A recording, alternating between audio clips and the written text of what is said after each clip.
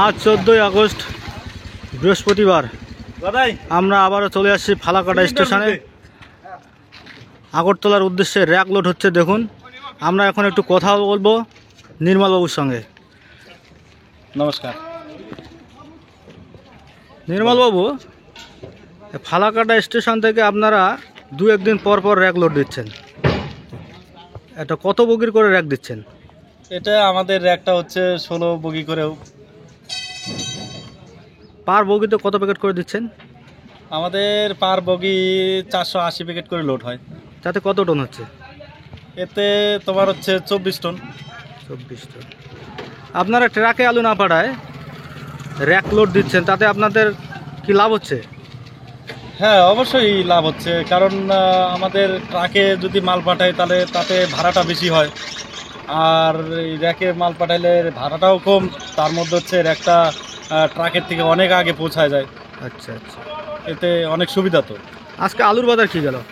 আজকের আলুর বাজার, বন্ডের বাজার গেল গাড়ি প্রতি 75,000। মানে আমাদের এখানে তো অ্যাডভান্স সহ বিক্রি হয়, 20 টাকা প্যাকেট অ্যাডভান্স থাকে, সেটা সহকারে হচ্ছে 75,000। আগামী দিকে আরও র্যাক যাবে? হ্যাঁ, অবশ্যই যাবে, র্যাকেই কাজ হবে আগামী দিনে অনেক বেশি। সামনে কবে র্যাক আছে আরও?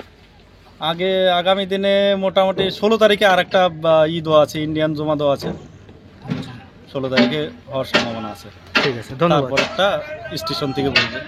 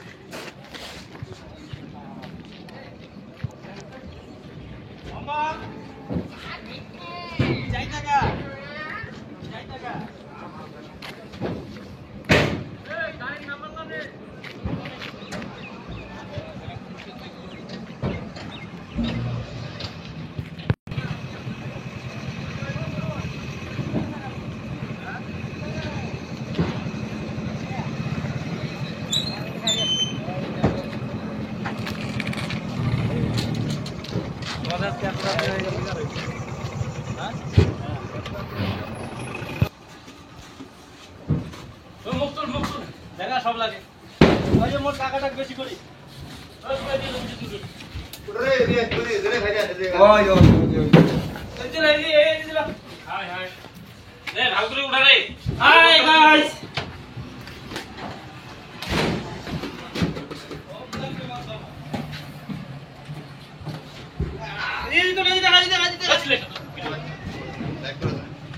দেখা